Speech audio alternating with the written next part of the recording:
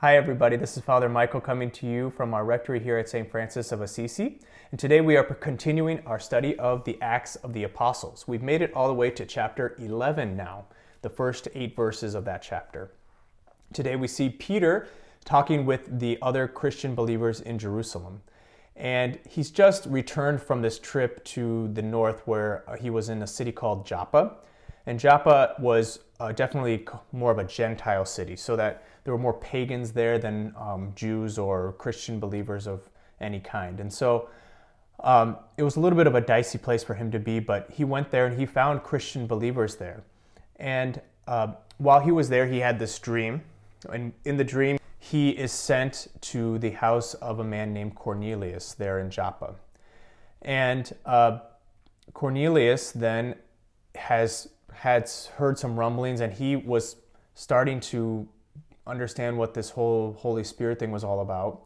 But Peter is sent to his house and starts preaching Jesus Christ to him and his household, and the Holy Spirit comes upon them there at the house of Cornelius, and it is this great outpouring of the Spirit for them.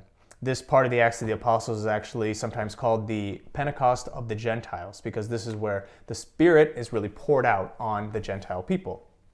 And so Peter baptizes Cornelius in that time. And so now when Peter is back with his brothers in Jerusalem, he's trying to explain to them what happened, because a couple of them are a little concerned about his trip. You know, he was in this dicey area, and it sounds like he had some contact with some pagan believers. He even stayed in the house of Cornelius. So that wasn't a good thing and something that was cause for concern.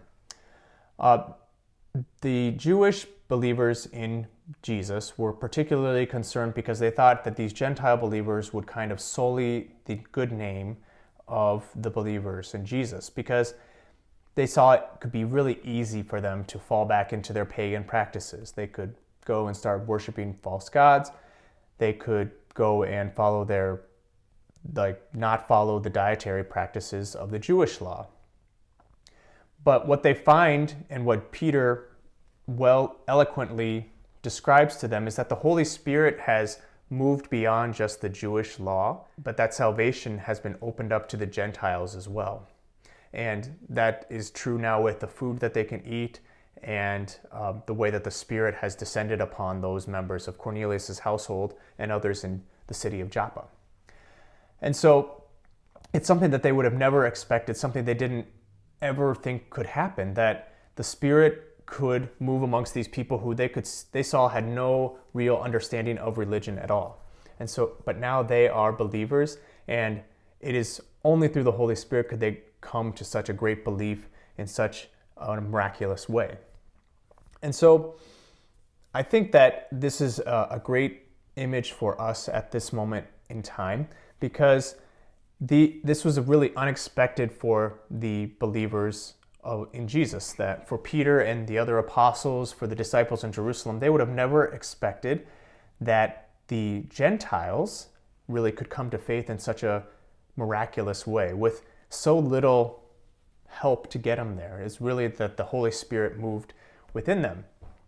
And for us, I think that we know what the ordinary means of our faith is, or our salvation. It's really in the sacraments that when we receive Eucharist, when we go to Mass, when we are baptized, confirmed. Those are the ways that we come to know Jesus, really, or those are kind of the ways that we begin to, and then we practice our faith with those.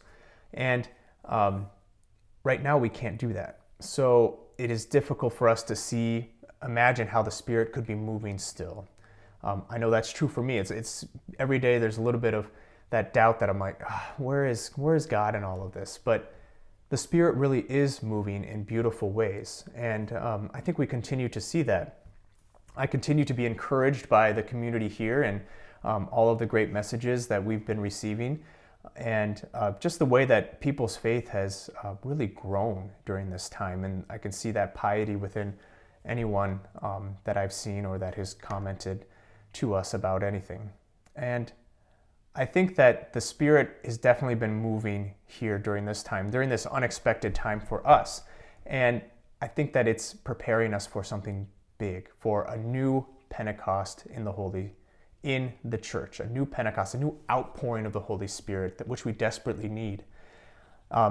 As we know that we are going to celebrate the Feast of Pentecost at the end of this month, at the end of May, and I believe that the Holy Spirit is really stirring up something in the hearts of believers right now, in the hearts of you, in the hearts of me, that is going to prepare us for something big. I don't know what it is, but I believe that it's coming and that it's happening. So, my friends, let us be open to the Holy Spirit, open like Peter was, open like the first disciples were, to the unexpected ways the Holy Spirit can work within our lives and within our community. And let us sit back and watch the Holy Spirit do amazing things for us. God bless you.